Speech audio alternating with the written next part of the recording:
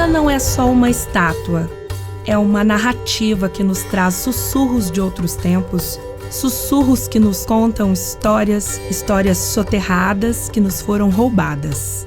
Falar de Ambrósio não é só falar de um tempo distante, é também redimir os corpos dos que tombaram, dos que pereceram física e simbolicamente em batalhas imemoriais, seja no campo ou no imaginário. Este monumento, ao mesmo tempo que rememora um passado, ilumina um outro futuro e me conecta ao tempo presente. Esta memória é uma ferramenta para modificar o futuro. E as formas de recuperar essa memória não é somente através dos documentos oficiais da coroa portuguesa. Ela tem toda uma possibilidade também de ser recuperada e ser respeitada quando nós buscamos outros viés de contar essas lutas, que é também a partir da oralidade. Ele não morre, ele consegue fugir, inclusive deixando aqui 2 potes de ouro. Ele, antes de fugir, ele enterra essa fortuna que ele tinha em ouro. Tem um tesouro do Ambrósio, uma lenda existente, e com isso vários caçadores de tesouro, né? Teve até pessoas que morreram em busca desse tacho. Na nossa região, margem direita do Rio Grande, tem a comunidade Zona Rural do Segredo. É sempre contar para nós que tinha um pote de ouro enterrado, achar que é do branco, do explorador de riquezas, mas na realidade é o ouro do Nego Ambrósio e de seus aquilombados, da Rio das Guerras, foi enterrado. Se você não tem direito à história, se você não tem direito à memória, e se não é você que conta a sua história, se não é você que recupera a sua memória, é evidente que quem está no poder dizendo sobre a memória do outro, né, sobre a história do outro, né, fica muito complexo para séculos depois recuperar-se, né, recuperar parte dessa história, dessa memória. E naturalmente que a bibliografia, os textos coloniais, né, a academia, né, durante muito tempo, né, ofuscou figuras históricas que lutaram pela liberdade, como o rei Ambrósio. Quando estudamos a história de Minas na escola, aprendemos sobre a descoberta das minas, a febre do ouro, seguindo para a Guerra dos Emboabas em 1709 e saltamos para a Inconfidência Mineira, como se nada tivesse ocorrido nesse intervalo. É curioso que, a despeito de toda a opulência do ouro e diamantes, da célere urbanização e do florescimento artístico e intelectual que se deu nas minas, nada é falado sobre a vida no campo e as questões agrárias. Pior ainda, nada é falado sobre o grande extermínio que se cometeu sobre os povos nativos e quilombolas de Minas Gerais. A história é escrita pelos vencedores, e se engana aquele que pensa que a violência da colonização ocorre apenas no plano físico e material. A história é um campo em disputa e a violência é também simbólica e memorial. A mamãe não gosta de casca de coco no terreiro, só para não lembrar do tempo do cativeiro. Nós crescemos aprendendo que devíamos esquecer. Nossos pais, nossos tios, nossos avós, em muitas regiões, pensavam que esquecer esse passado era mais importante do que relembrá-lo. A única imagem que eu tenho do meu tempo de adolescência na escola era de 4 negros puxando uma senhora branca em uma liteira. Era essa visão que eu tinha do nosso povo. Recuperar a figura histórica de Ambrósio, ela é fundamental enquanto representação social, enquanto representação dos nossos antepassados, dos nossos ancestrais, para moldar nos tempos de hoje nova capacidade de lutas, essas lutas que são permanentes, né? Lembrar do que houve a memória, disputa do que se passou, deixou a verdade embolada, a voz que venceu espalhou. Ao longo do século XVIII, o nome Ambrósio figurou em diversas correspondências oficiais, em cartas de sesmarias, toponímias, nomes de fazenda e no imaginário popular, sendo inclusive aludido pelo poeta inconfidente Tomás Antônio Gonzaga em suas cartas chilenas. Pelo que vemos na documentação, na historiografia e mesmo na memória regional, estes quilombos, atribuídos ao nome de Ambrósio, eram muito populosos, organizados e respondiam a um rei, que seria o próprio Ambrósio. Ainda mais, o quilombo do Ambrósio parece ter sido desbaratado uma época e ressurgiu em outra área décadas depois. A gente se pergunta o porquê e como essa figura tão vultuosa desapareceu da nossa história. E para compreender essa história é preciso entender como se deu a ocupação e formação do território mineiro. Nos últimos anos do século XVII, expedições autorizadas pela coroa portuguesa deram notícia da descoberta de muito ouro na região mais ocidental e ainda despovoada da colônia. Ouro em abundância era achado no leito, nas encostas e barrancos dos rios. Com a notícia correndo, um fluxo gigantesco de pessoas vindo de toda a colônia e mesmo do Reino de Portugal vieram às minas em busca de enriquecimento e se iniciou o povoamento e colonização da região. Com a abertura de picadas e caminhos e a rápida urbanização de algumas vilas, o que fez com que Minas Gerais se tornasse muito rapidamente a capitania com maior população de toda a América Portuguesa. A colonização se efetiva com o apossamento das terras, que ocorria via concessão de sesmarias. As sesmarias eram imensas glebas de terra que o governo distribuía a homens ricos para cultivar e povoar ou como recompensa a serviços prestados à coroa portuguesa. Grande parte dessa população que povoou Minas Gerais era oriunda da África, povos de diversas etnias que vieram escravizados e constituíam o único meio de produção, a única força de trabalho que era o trabalho escravo.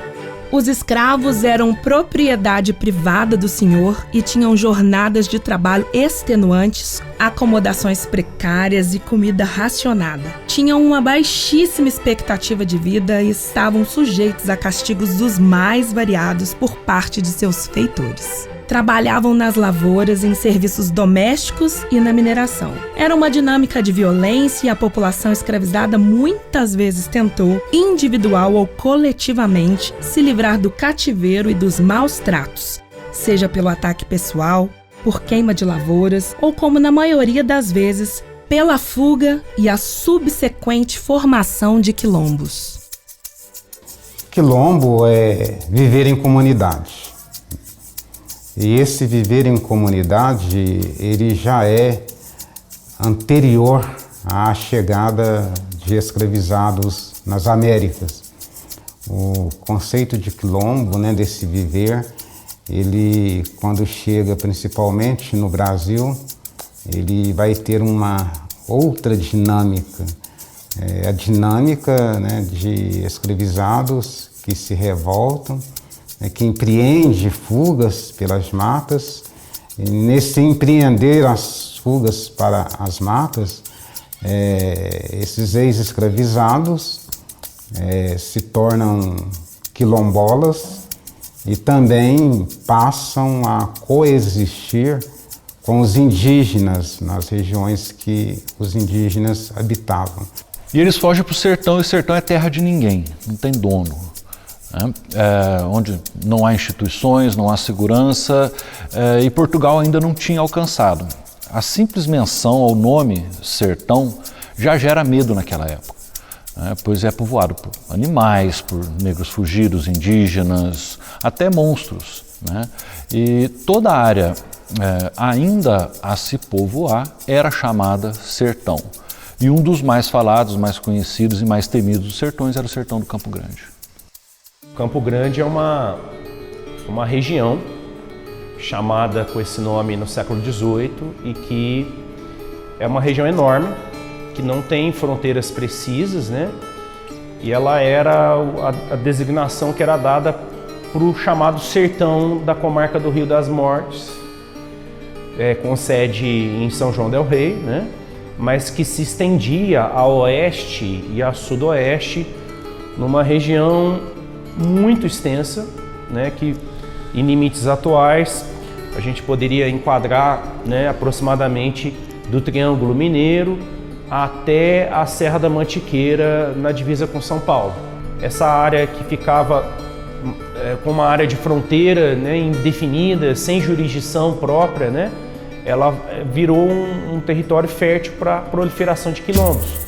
O território de Minas era muito grande, porém com poucas vilas, que é onde se tem poder instituído, né? Era um estado ainda em formação e ocupação, com muitos sertões e áreas proibidas. A porção mais ao sul, que hoje compreende o sul de Minas, Campo das Vertentes, uma parte grande da Zona da Mata, né, até a parte central, pertencia à comarca do Rio das Mortes, que tinha apenas 2 vilas: São João del Rei, que era a capital, e Tiradentes, que era responsável pelo Campo Grande. Gomes Freire, na tentativa de manter o seu domínio sobre a região, começou a distribuir sesmarias, mas encontraram aqui uma resistência enorme, porque havia aqui o domínio quase total dos quilombolas sobre as propriedades. E houve logo em seguida, né, por causa desse domínio quilombola, os primeiros proprietários abandonaram as terras. Nos anos 1730, já existem relatos de ataques de quilombos ali nas proximidades de São José, de São João e das povoações mais avançadas que vão ocupar, né, essa porção sul-sudoeste de Minas Gerais. Teve aqui 3 guerras, nomeadas em 1741, 1743 e 1746. Mas não tiveram êxito na Primeira e nem na Segunda Guerra. Então foi uma catástrofe, foram mortos quase na sua totalidade as pessoas enviadas pelo governador. Uma carta da governança de Minas de 1746 noticia que as primeiras campanhas contra os quilombos no início daquela década não obtiveram êxito e alerta para um grande perigo, talvez maior que o de Palmares. Então nessa área, nesse quilombo, nessa área aqui, do Campo Grande, era em torno de 27 núcleos de quilombos confederados, todos confederados com um líder aqui na região. Então, o que se sabe também o que se diz, né, que a população aqui era por volta de 20 mil pessoas. Muito maior que Ambró, muito maior que Palmares, e a área territorial muito maior que a Serra da Barriga, muito maior. Muitos escravizados refugiavam aqui, sabiam, né, conheciam a história, quando não eram resgatados pelos próprios quilombolas, né, que invadiam as fazendas e traziam os escravizados para cá também. Então virou uma confederação mesmo, era bem gigante. Há mais de 20 anos que, em distância da comarca de São João del Rei para a parte chamada de Campo Grande, entre a dita comarca e a de Goiás, principiou a formar-se um troço de negros, a que vulgarmente chamam quilombo. E chegou a tanto que, segundo os melhores cálculos, passaram eles já de 1000 negros e grande número de negras e crias. Unindo este poder, elegeram rei e formaram um palanque. As confederações quilombolas eram um dos maiores terrores da coroa portuguesa.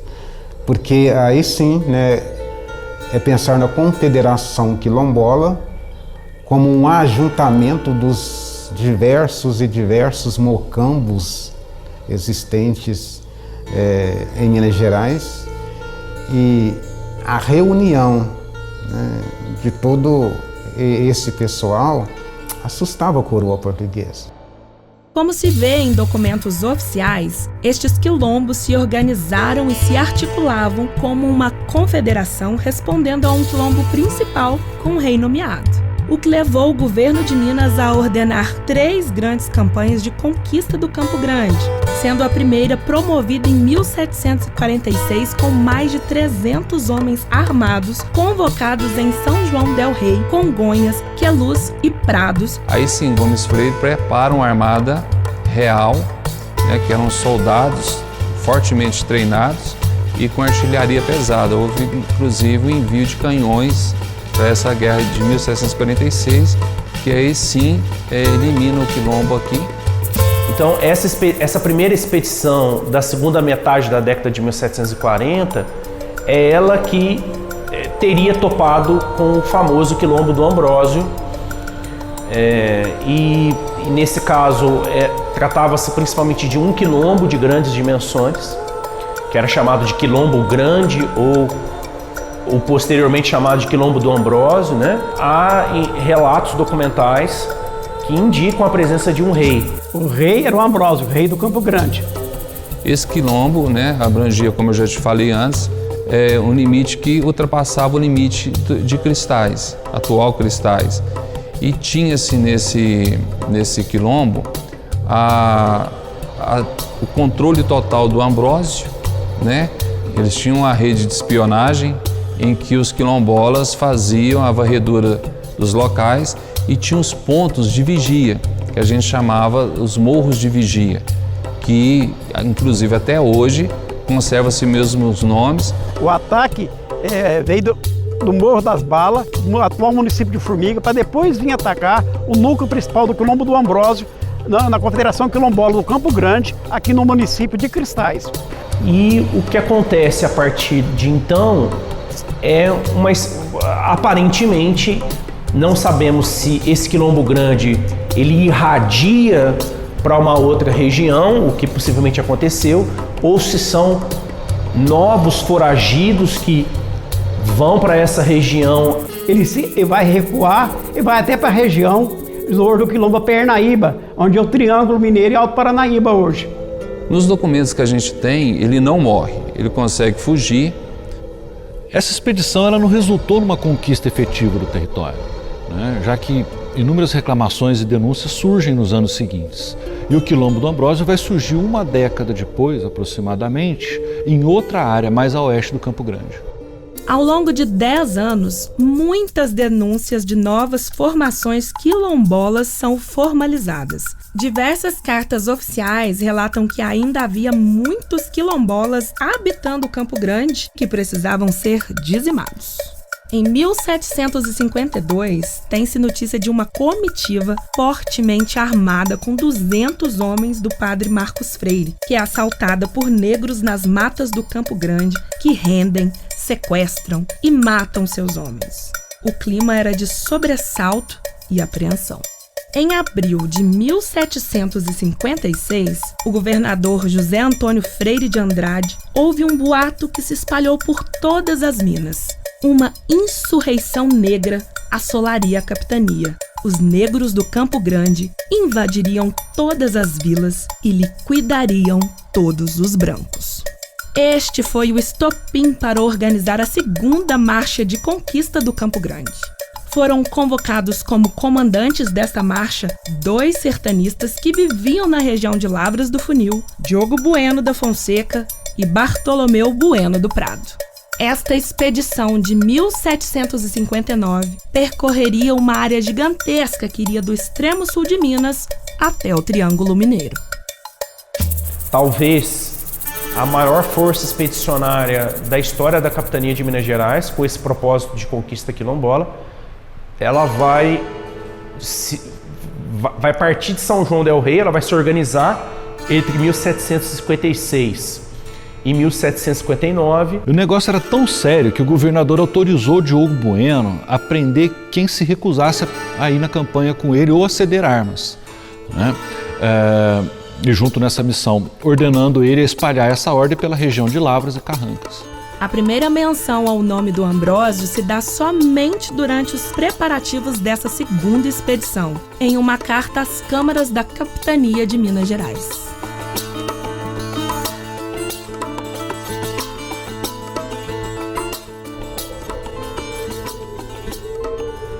E é um mapa curioso porque ele traz uma rosa dos ventos invertida, apontando para o sul.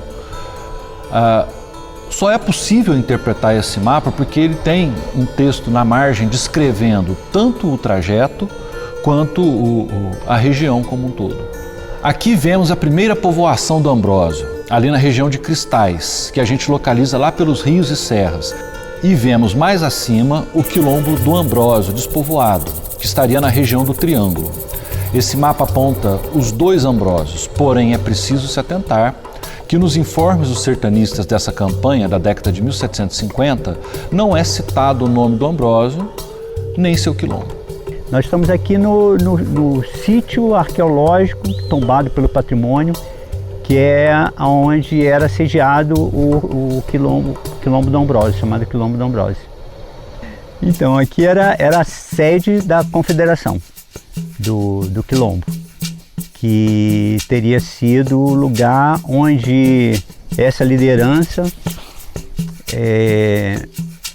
comandava esses quilombos. Tem versões que eles teriam vindo de Cristais, né? Teriam tido um ataque por lá e vieram para cá, e que ele não teria sido morto aqui, não teria encontrado o corpo, mas há quem diga também que ele passou por uma emboscada e teria sido morto em Patrocínio, mais para cima, né? Os relatórios dessa expedição e mesmo o mapa de todo Campo Grande atestam que este segundo quilombo do Ambrósio foi encontrado despovoado, confirmando que não houve batalha alguma no dito quilombo. A memória popular sustenta que os vigias de Ambrósio notaram a chegada das tropas inimigas e evacuaram a área. Com o Morro do Espia, que era um local, assim, o morro mais alto que tem aqui, que era um lugar de avistamento. Logo que a expedição começou, esses quilombos enviaram emissários. Isso é um fato muito relevante, né? Chega a ser inacreditável a audácia logística desses quilombos, né? Que mostram um grau de organização que a gente muitas vezes tende a menosprezar, né? Bartolomeu Bueno deixou alguns soldados vigiando os mantimentos do quilombo, enquanto outros saíram a vasculhar a área. Escreveu ao governador informando que os paióis estavam cheios com muitas roças plantadas para o futuro e que seus soldados encontraram alguns poucos quilombolas que foram enviados à cadeia de São João del Rei. Algumas mulheres e crianças lá nascidas, algumas com até 12 anos de idade, o que atestava que Ambrósio estaria implantado naquele local pelo menos desde 1747, o que bate com a data da primeira campanha. O que se diz é que depois do massacre, né, que teriam levado cada par de orelhas salgadas, né, tem essa requinte de crueldade, que era cada par de orelha era um quilombola morto. Com 3.900 pares de orelhas, eu não chego a afirmar que o Pedro Taques está certo, porque eu não tenho como comprovar, mas o número de vítimas foi maior do que se tinha pensado até então. Tem uma carta do governador para o rei de Portugal de dezembro de 1759, em que é dito que o rei do quilombo foi morto. E muitos acreditam era o rei Ambrósio. Recebo aviso de José Antônio Freire de Andrade de que felizmente se haviam destruído alguns quilombos, que eram 3 ou 4, e alguns deles já na capitania de Goiás, todos subordinados ao maior, onde residia a negra corte e o chamado rei a que os mais obedeciam. Ainda não me dá inteira conta, nem refere o número dos mortos. Só sei que entre eles acabaram o chamado rei. Mas a gente não pode afirmar que esse era o rei Ambrósio e nem que esse quilombo era o quilombo da Pernaíba, que é lá em Patrocínio. Alguns pesquisadores sustentam que sim, que era o Ambrósio e o quilombo era esse mesmo. Enquanto que tem outros que falam que esse citado quilombo, né, se localizava na região do Sapucaí do Campo Grande.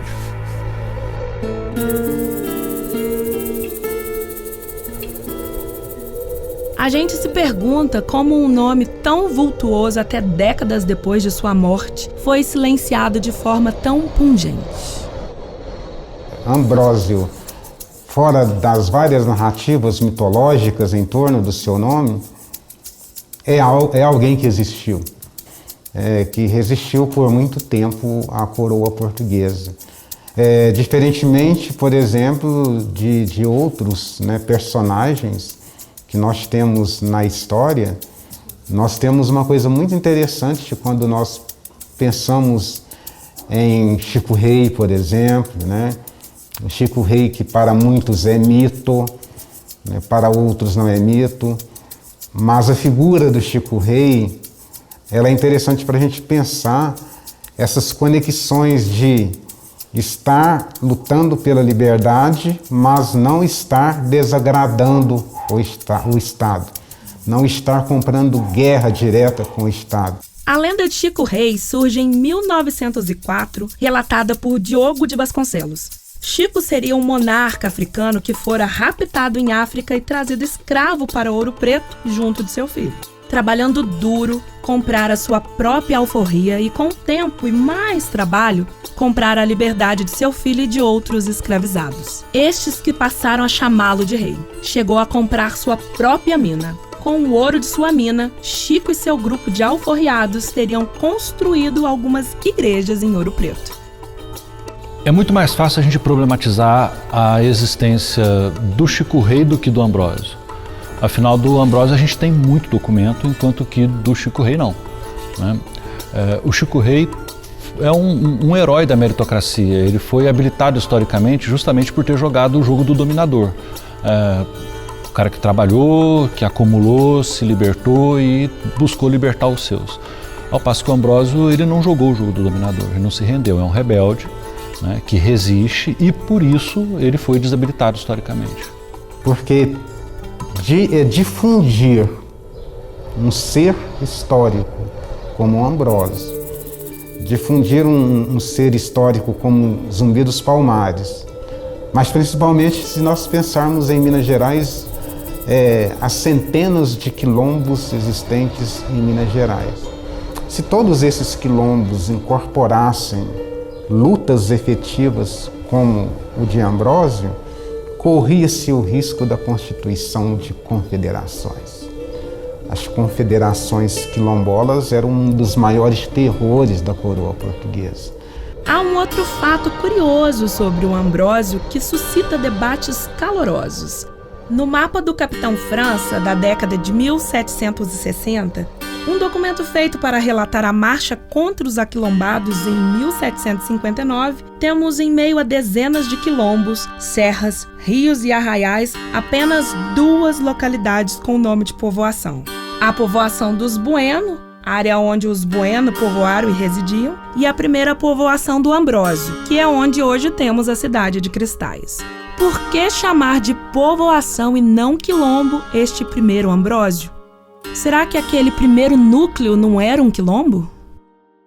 Porque quando eles adentram as matas, né, em suas fugas, em busca da liberdade e da resistência, são eles que, adentrando os sertões, as florestas, é que vão abrir, né, esses lugares, vão também constituir pequenos povoados, né, povoados de pretos livres, junto com brancos pobres, que vão trabalhar a terra, a agricultura de subsistência.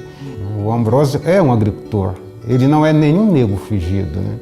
E nós temos vários pretos livres trabalhando a terra. Nesse povoamento, quem estava aqui, quem estava fugindo do imposto de captação, as vilas da comarca começou a esvaziar. E nessa região, para saber que não só tinha nos aquilombados, só não tinha negros, tinha forros, tinha brancos também junto, por isso tinha o povoamento. Tem muito historiador que atesta que os tais quilombos do Campo Grande, principalmente do Ambrósio, eram formados por pessoas de diferentes classes e raças, não apenas de negros fugidos, né? Que na verdade são redutos onde a coroa portuguesa não chega, o poder português não atinge, né? E por não conseguirem atingir esses redutos, digamos assim, né, eles vão ser conquistados. E aí isso faz com que esses quilombos sejam objeto de uma manipulação conceitual, né, que a coroa usa para justificar a conquista. Né, o governo também vai baixar decretos considerando estes povoados de pretos livres como lugar de negro fugido, porque aí autoriza as milícias, a milícia do Estado, evidente, não fazendo um anacronismo, né, mas podemos pensar nesse tempo a milícia do Estado, junto com fazendeiro, junto com exploradores, para expulsar dessas terras devolutas, expulsar essas pessoas e posteriormente, né, a partir de Sesmarias, a doação, a doação dessas terras, para os fazendeiros principalmente. E isso vai ao longo das décadas do século, fazendo com que esses pretos livres também vão sendo expulsos desses seus territórios. A gente vê isso até hoje. Os detentores do poder econômico tomando terra de gente pobre, de povos originários, áreas de preservação, de gente preta. A prática continua a mesma, os mecanismos que mudaram. Se no passado a apropriação se dá pelo chicote, pela fraude legal e pelo apagamento dos registros, hoje ela se dá pela força do capital transnacional, pela mineração, pela destruição de sítios históricos, mas o objetivo final continua sempre sendo o mesmo, a expropriação do território e o silenciamento da memória. E é nesse pensar justamente essa capacidade de lidar com a terra, de lidar com o campo, que entra a figura histórica de Ambrósio. Rei Ambrósio, pai Ambrósio, mas uma figura histórica, uma figura humana que trabalha com a terra. Deste modo, Ambrósio se inscreve na memória como o agricultor que, tendo sua terra e sua existência ameaçados pela violência do reino, se torna a liderança que vai guiar seu povo e defender seu território. E sendo ele forçado a fugir, criam-se focos de resistência espalhados pelo Campo Grande.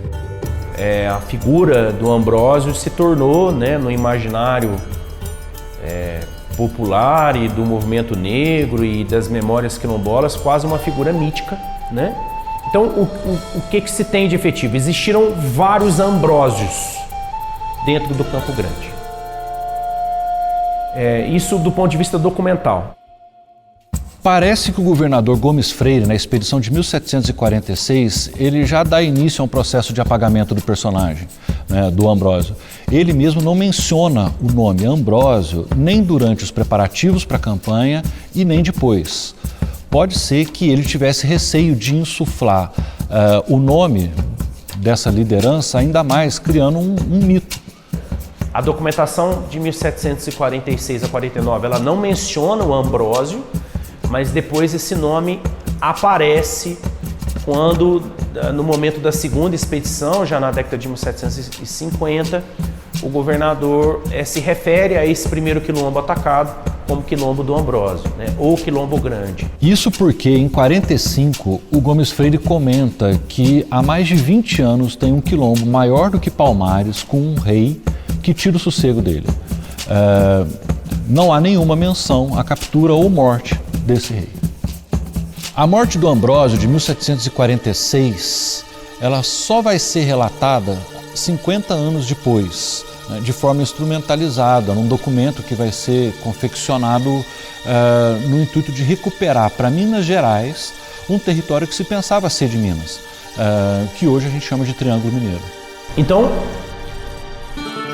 depois, o Inácio Corrêa Pamplona, quando alveja lá, quando ataca os quilombos do Triângulo Mineiro, ele nomeia um dos quilombos atacados, ele chama também de quilombo do Ambrósio, o que ajuda a criar uma certa confusão sobre esse assunto, principalmente sobre a localização do quilombo do Ambrósio, Inácio Corrêa Pamplona, além de mestre de campo e conquistador dos sertões, passou a história como um dos traidores da Inconfidência Mineira. Pamplona empreende uma terceira campanha ao Campo Grande em sua porção mais oeste, saindo de sua fazenda na freguesia de Prados no ano de 1769. É muito curioso que, além de indígenas, escravos, soldados, sertanistas, animais, cozinheiros, nessa comitiva vai também uma trupe de músicos, poeta e escriba que escreve em verso e prosa o dia a dia dessa expedição, como se fosse um trovador, acompanhando um cavaleiro medieval. É claro que esse roteiro e todo o texto é uma enorme de uma propaganda para o Pamplona justificar as sesmarias que ele vai ganhar na região e para Minas Gerais abocanhar enormes fatias de território sob a justificativa de pacificar a região e colonizá-la.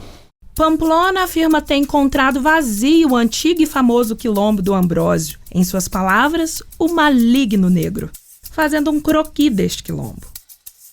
Em princípios do século XX, Carmo da Gama publica na Revista do Arquivo Público Mineiro um conto chamado Quilombolas, Lenda Mineira Inédita, um texto ficcional inspirado na figura do Ambrósio.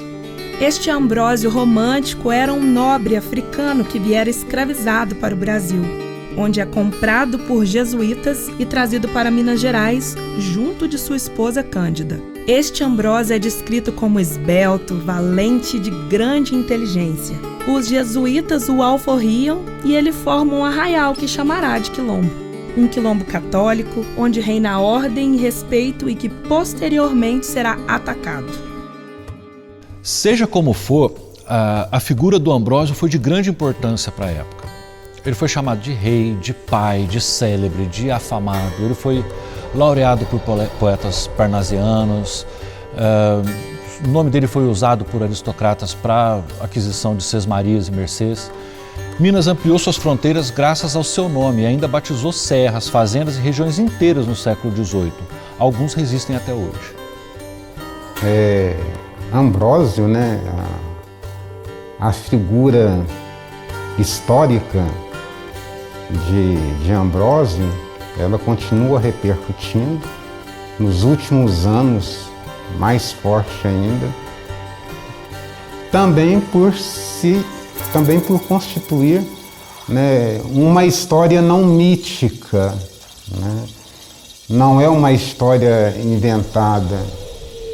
Eu acho que basta ver a gente, pela toponímia, a gente estudando, ver a importância que esse quilombo tem. A toponímia hoje, que são os nomes dos morros, tipo Morro do Meia Laranja, Morro da Vigia, Morro do Quilombo, Morro do Redondo, se mantém hoje com a nomenclatura que era de época.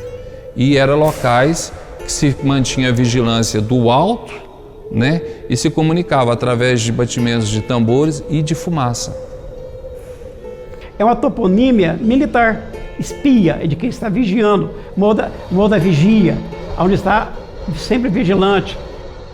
Agora, também é verdade, né, que mesmo depois da conquista, acho que a gente pode entender que, apesar da tentativa de se fazer esse apagamento, e é uma tentativa incisiva de apagar a memória, porque não só a presença física dos quilombolas passa a estar ameaçada, né?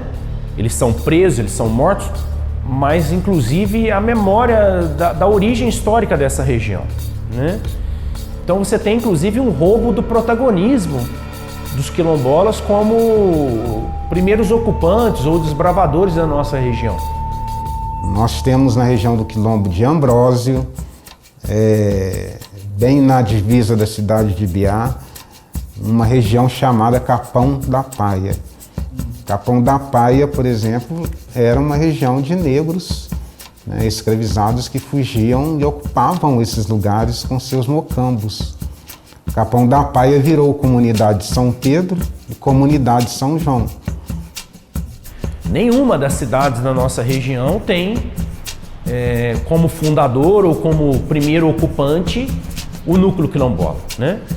O quilombo se apaga também a partir das próprias nomenclaturas. E de outro modo, curiosamente, pela contradição histórica que nós vivenciamos, nós andamos pelas encruzilhadas das plantações, das estradas de terra, nas encruzilhadas, vários nomes que se referem a mocambos, que se referem a quilombo. E quando adentramos nessas placas, naquela grande expectativa de encontrar ali uma comunidade quilombola, o que nós encontramos são as plantações de cafezal, de algodão, de cana-de-açúcar, de soja, né? Então essas placas que poderiam representar a recuperação da memória, elas acabam nos levando para dentro dos grandes latifúndios. Então eu penso que tem toda uma outra história a ser contada, ainda a ser desvendada. Com relação ao quilombo do Ambrósio, no meus tempos de escola, década de 1970, não se falava em Ambrósio. E para nós aqui em Cristais, nós não tínhamos essa cultura que foi apagada da memória, da memória coletiva, a importância que teve os quilombos. Cristais hoje tem feito um trabalho árduo nesse sentido de legitimar a história Ambrósio. Então, Cristais, através de divulgação em cartilhas educacionais, em teatros. As escolas municipais trabalham muito com seus alunos a respeito da historiografia nossa. Teve anos atrás que teve o Quilombo do Ambrósio, foi muito bem representado em um carro alegórico. Foi instituída agora uma honraria chamada Medalha Rei Ambrósio, que está sendo entregue agora a pessoas de destaque no setor de história afrodescendente, afro-mineridade. Então, as crianças que participaram daquilo entraram, eles estudaram a história. Isso já vai sendo introjetado agora na mente das crianças, que elas vão conhecendo sua própria história. Igual um aluno me disse na escola esse dia, eu falei, quem é fulano? Aquilo ali parecido comigo. Ele olhou para o Ambrósio e disse, eu sou ele, né? Eu sou o Ambrósio. Eu sou o Ambrósio. Porque o que hoje se exige não é somente, né, o direito à reparação à terra em si. É o direito à reparação histórica, é o direito a contar essa história, é o direito a recuperar essa memória. E a forma que nós temos para dizer que ainda existimos, mesmo que seja nesse retorno memorial da espiritualidade, é contar que aquela placa está dizendo que aqui Ambrósio esteve, que aqui teve um Mocambo X, Mocambo Y e que as pessoas que estiveram aqui existiram. Após muitas lutas, com a Constituição de 88, foi assegurado às comunidades quilombolas o direito à propriedade das suas terras. Uma reparação que se perfaz através do reconhecimento dos direitos das comunidades de descendentes de escravizados, possibilitando-lhes, finalmente, o acesso à propriedade de suas terras. Mas a materialidade dos fatos é bem diferente, tanto para os povos originários quanto para os quilombolas. Não adianta a Fundação Palmares, por si só, apresentar um certificado de reconhecimento, mas se a terra continua em disputa, se a terra não está nas mãos dos detentores. E primeiro tentaram fazer com que a posse da terra só poderia estar com aqueles que, até 1988, aí tanto faz os quilombolas quanto os indígenas, estivessem na posse do seu território. Mas a maioria foi expulsa. A maioria foi para as cidades, como Oliveira e Ventura, porque eles foram expulsos da sua terra. Então não tem como eles provarem que aquilo ali é deles, porque quem está ocupando essas terras são os fazendeiros.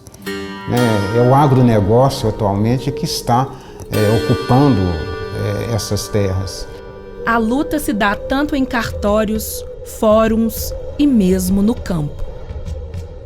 Nós não temos documentos da nossa história. E os poucos documentos que tinham, em muitos lugares, né, tem sempre uma frase interessante, que é aqui também, da região do Alto Paranaíba, como um todo, que é tudo que existiu, o cartório queimou.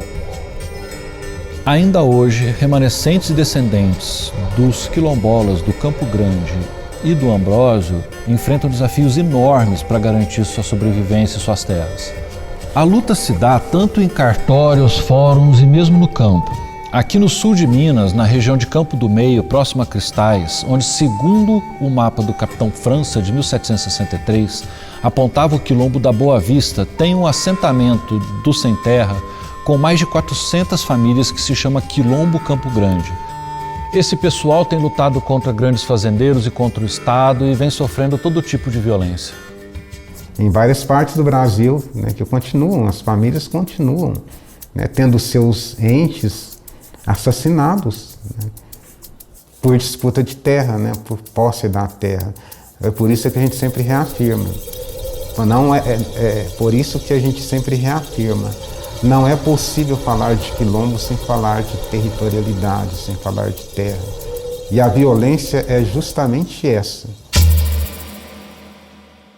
Ambrósio não é o farol que alumia, né? Mas ele pode ser um farol que indica de modo efetivo que alguém esteve aqui e que alguém lutou por nós, né? E que cabe às novas gerações recuperar essa figura que eu costumo dizer sempre, uma figura histórica. É ler Ambrósio enquanto figura histórica de resistência e permanência no estado de Minas Gerais.